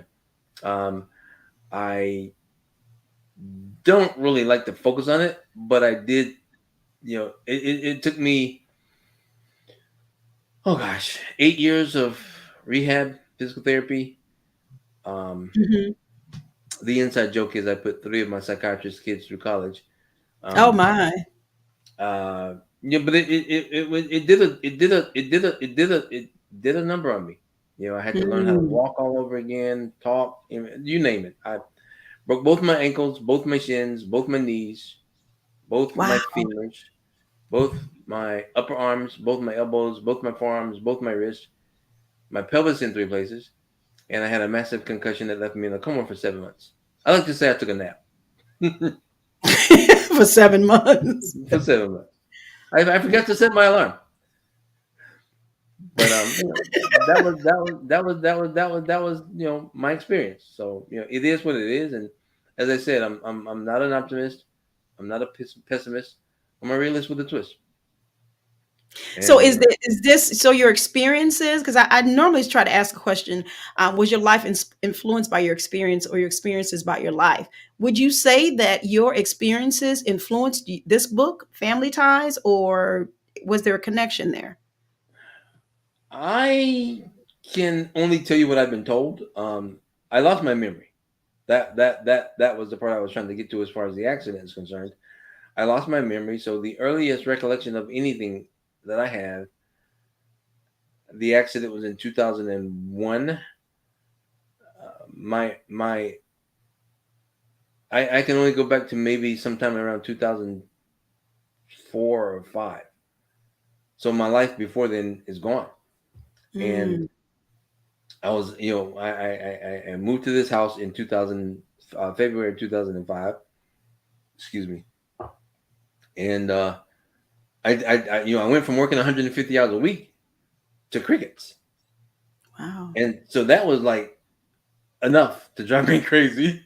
Um, so I'm at home one day, and I didn't have anything else to do, so I internet was is the big thing. So I got an internet subscription, and I would spend the entire day surfing the internet. I bought a lot of things I didn't need, bought, bought a lot, as seen on TV, just and Right. but it made for a good yard sale. um, the the idea came to me one day. I'm at the computer, and I get this idea comes into my mind, and I dismissed it because I didn't know what it was about, what it was. So I kept dismissing it for about I'd say about 6 to 8 weeks, uh, Hmm. and eventually honestly I got frustrated Mm. when you open the book, the first 2 pages, that's what came out. And I had Wow. no idea what it was because I got frustrated. I opened the Word document and I just started typing. And when I wrote it, I was like, "What the what?" And but I found that it was good therapy. So it was more therapeutic than anything else. Yeah. So every day, every day, every day, I get up my normal routine. I get up in the morning, and do my prayer and devotion period, and then I come to my computer, um, and okay, Lord, here I am. What do you have for me? And I would just write what came.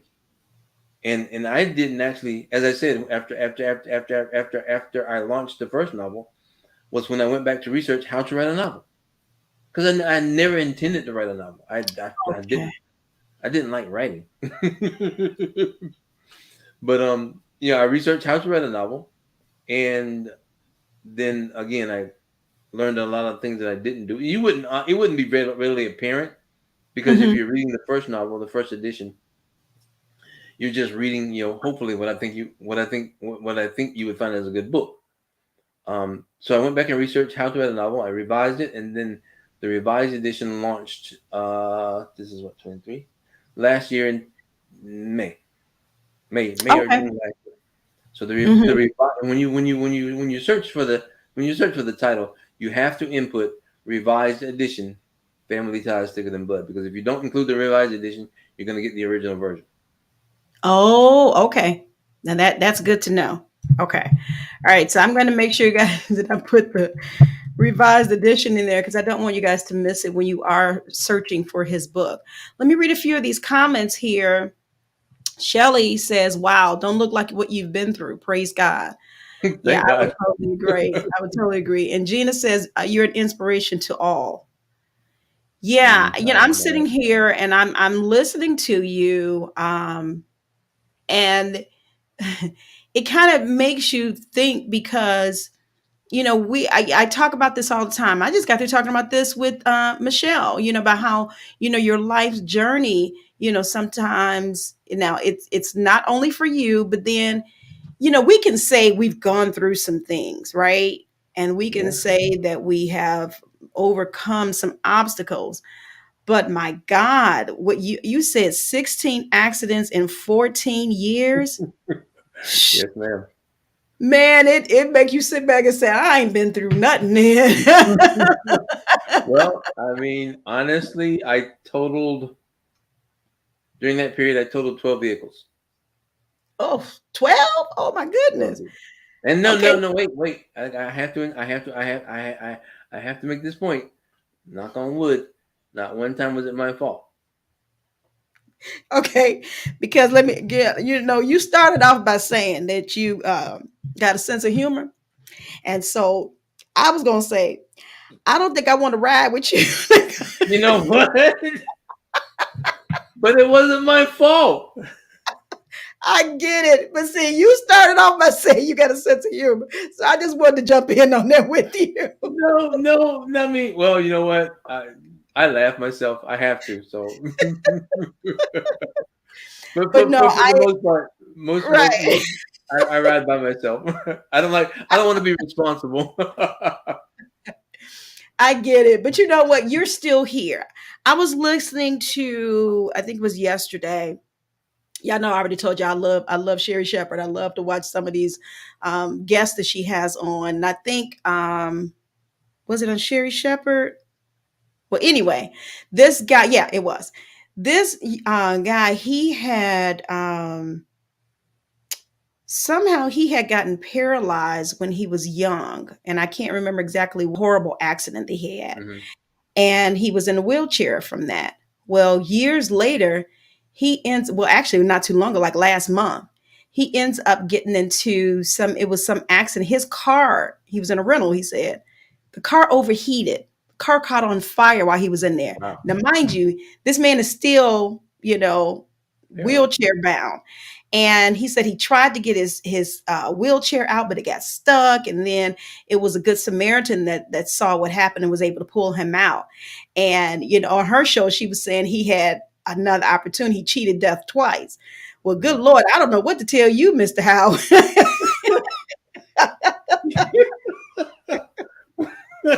Well, I promise you, this is nothing short of a miracle. But I say though, you were left here for a reason. There's a reason that you were left here.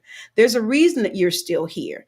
And with you, um, you know, penning books and taking time out to give us what's on your mind, to give us what God gives you. That in itself is of a blessing. And if it's just so that you could pen these books, you're still here. Or if it's other things in addition to, what God wants you to do, you're still here. And I just pray that, you will continue to walk in, his way and whatever he is telling and or instructing you to do. Um, Comment. Natalie says, you are truly amazing. It would have been easy for you to give up, but you're still here and with a sense of humor. Let's yeah, talk about that comment. Let's talk yeah, about, because I'm sure that there were those moments of yeah. wanting to give up, feeling like, no, I can't push through this. Um, I don't know, maybe you got to accident number 7, number 8. I don't know. Talk to us about these. Talk to us about that for us, if you Yeah. wouldn't mind. Well, in all honesty, this last accident was the worst, as I said before, and I lost my memory. So I Mm-hmm. have no recollection of the previous accidents. I mean, anything I comment or state about my life is from what I've been told before. Right. This challenge, I've ruled out the word problems. I don't utilize problems in my vocabulary. They're challenges. Okay. But this challenge has proved to be whew, the most formidable. Um, I suffer with something they diagnosed me with in I think 2006 or 7. It's Mm-hmm. a big fancy word for brain damage. It's called static encephalopathy. Okay. Um, one of the consequences of the condition, I suffer severe bouts of depression. Um, in all honesty, Mhm. I went from working 150 hours a week. Uh, I made really, really, really good money. ah, then I took a nap for 7 months, and I woke up $4.87 million in debt because of something that my accountant had done. So Oh my the God. challenge of digging myself, well, actually, the challenge of paying the attorneys to get me out of that mess. It took me until 2009, I think, 9, 10, Mm. and there's still one more out there. I got served for $740,000, but I can't talk about that because it's still pending. No, no, no. Right, and that's fine. I'm still stuck back. I'm stuck. I'm trying to understand. Like, oh my God, this is really something.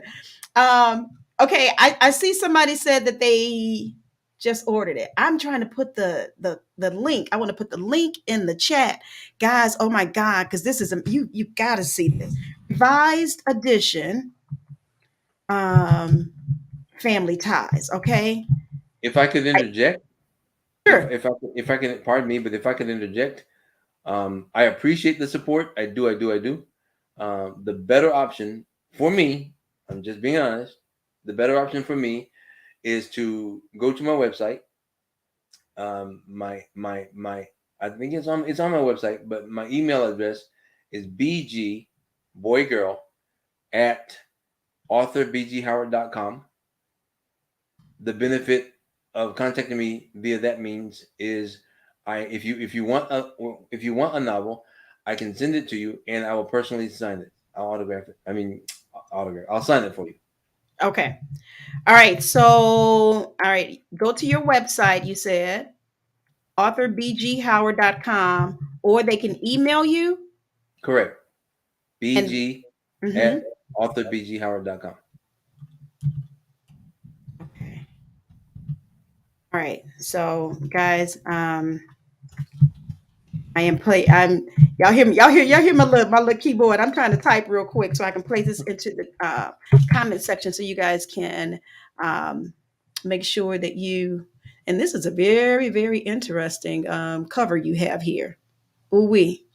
In a nutshell, can you tell me maybe just in a couple of minutes what the book is about and what you want people to get from the book? Well, as you want me to say this quickly? that has an answer. You do notice I stutter, right? But all jokes aside, the title, family ties thicker than blood.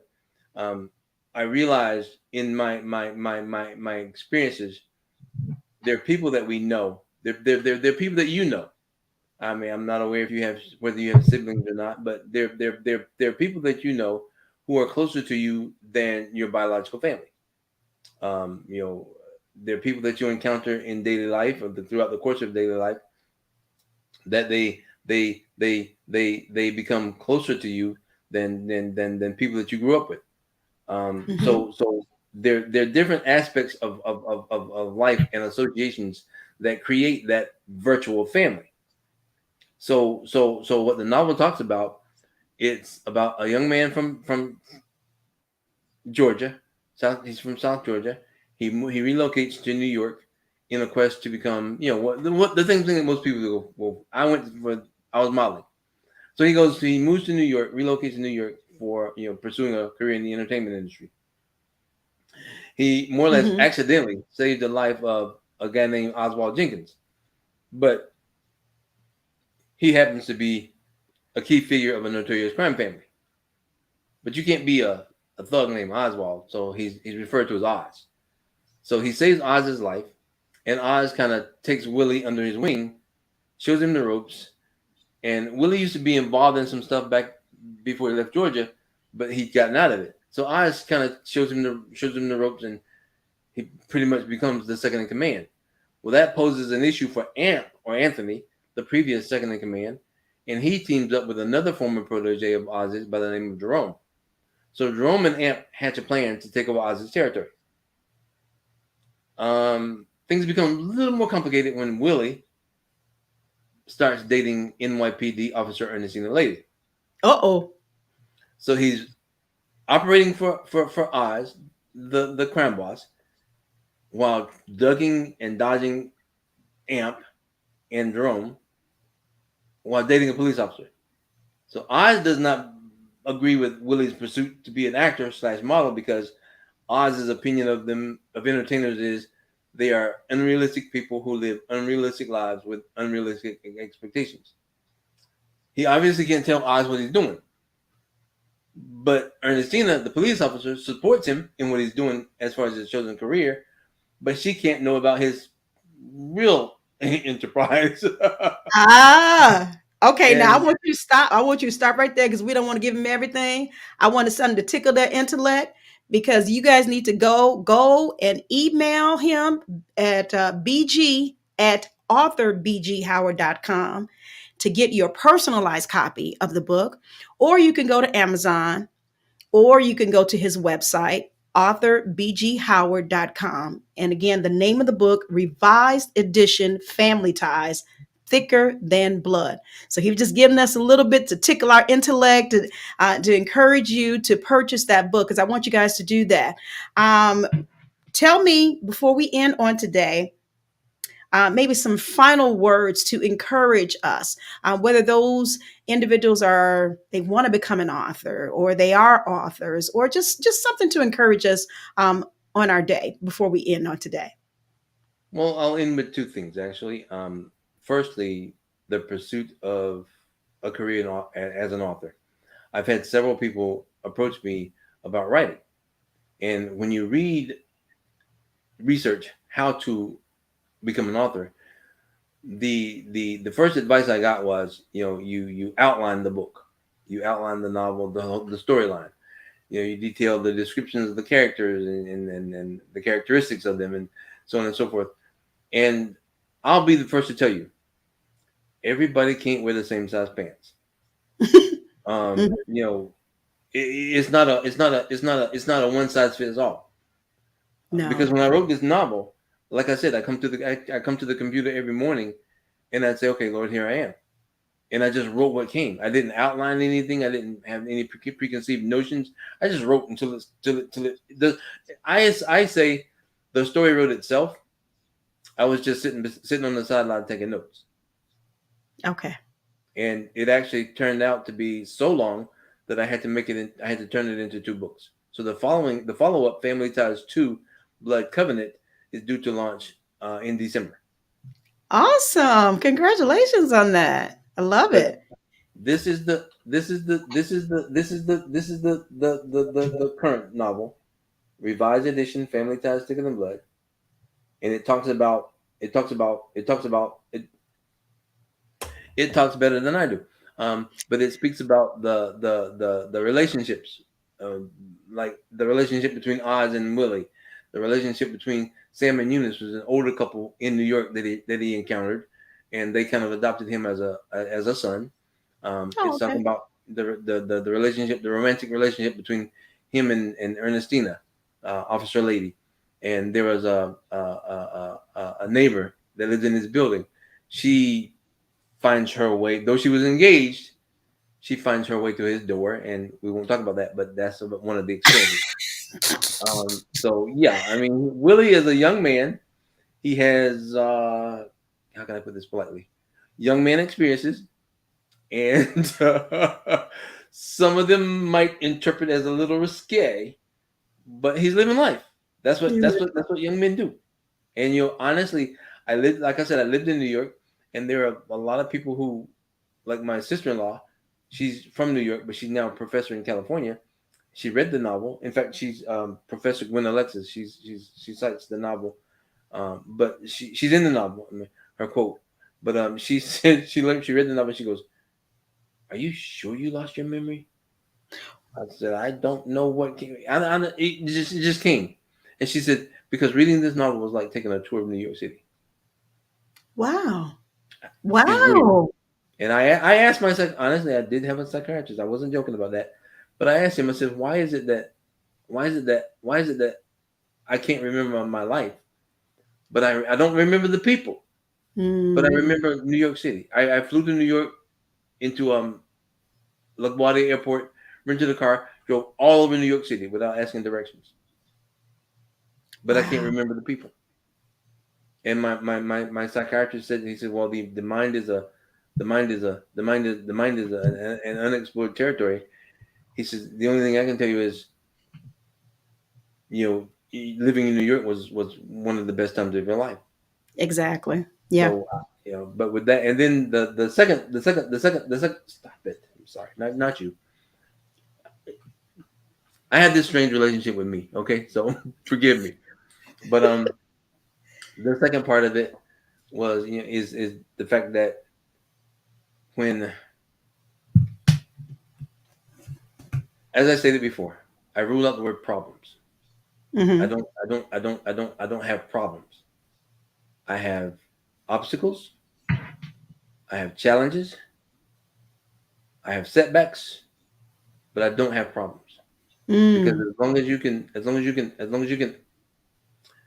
you can wake up in the morning and you're not looking at roots,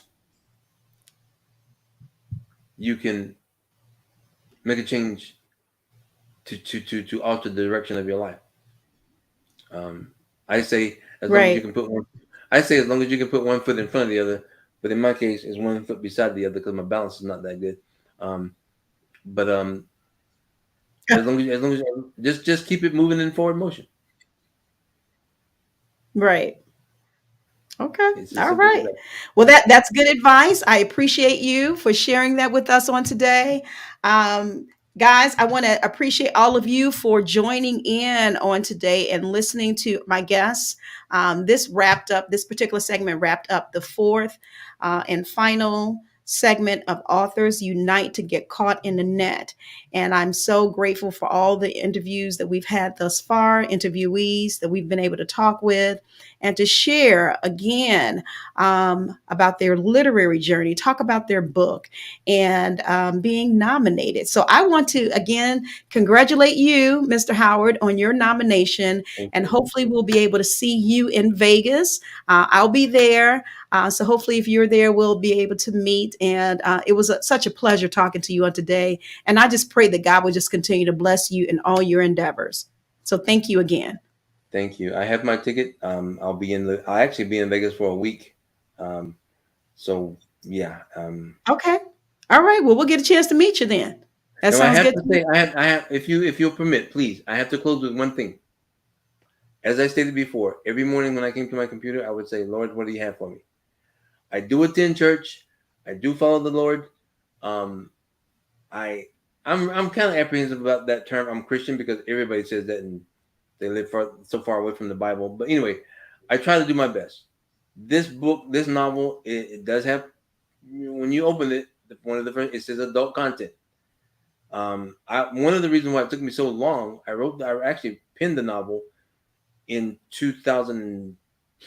I finished it in 2009. No, 9. Hmm. I didn't actually pursue publication until 2016 because Okay. I said I can't call myself a Christian and write that kind of content. But Ooh. one of my spiritual mothers, she read the novel and she says, "Baby, the Lord knows people have sex. The Lord knows people curse. The Lord Right. knows all that people do before they do it." So she was instrumental in convincing me to pursue publication. And then I accidentally stumbled across um, Dope Living Live, Okay. and I made a couple of comments, and the host, Mr. Greg Gray, he took the liberty to check me out, and he made a comment. He said, "Hey, this guy's an author." He says, "We've got to get him on the show." And I have to admit, 2 times I tried to access the show, And I have, like you mentioned earlier, I had some technical difficulties. I've been dealing with those ever since. I Okay. just got those resolved as of 1:05 this afternoon. Well, I'm So glad. I, I'm I glad, Greg. barely made it to your show. But I thank you. I thank you, Miss Annette, for allowing me to share your platform. I thank you so much, and I am so thankful to the Distinguished Authors Guild for encouraging me to enter the novel, and it is where it is. I mean, I had no idea. Honestly, I'm humbled. Beautiful. I'm very humbled. Beautiful. Beautiful. Well, as you should be, and we are grateful that we've had this opportunity to connect and to network and to talk with you on today. So again, I appreciate you. I'm glad you were able to get those situations worked out, and you're able to be with us on today. So thank you again, and Thank you. congratulations again. You Thank you, take Miss. care. All right. Thank you. Yes, ma'am. You be blessed. Thank you. Thank you. All right, guys, thank you all so much for sticking with us as he exits on today. Thank you for your time, for joining in. Those of you who have purchased the books, those of you who have been encouraged by the interviews of the authors that we have highlighted for these 4 different segments. We started on the 6th, the 11th, the 13th, and ending on the 18th. So thank you all for sticking with us. I talked earlier about you are still able to purchase your ticket to support your authors on today. And in doing so, what you will do is the proceeds will go toward $1,000 scholarships for 10 college students, 10 college freshmen. So make sure you guys do that. I'll have that comment posted as we exit on today. But I do want you to join me on next week, and we will have health and wellness on next week. All right. So health and wellness will be our next segment. Dr. Shirley Hill, Mo Faith Nutritional Services. So take a listen to this. I know we're beyond time a little bit, but again, I appreciate you guys. Thank you so much. On the next session of Get Caught in the Net,